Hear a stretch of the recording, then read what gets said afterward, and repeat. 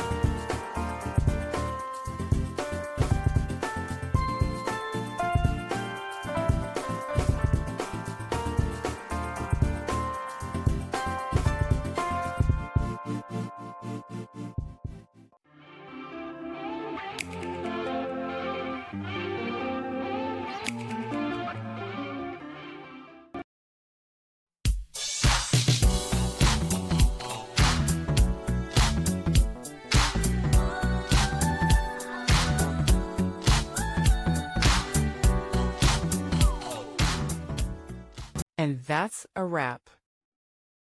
I hope you found the answer you were looking for. If you did, take a second to hit that subscribe button. It really helps out. And let me know in the comments which solution worked best for you. See you next time in the debug zone.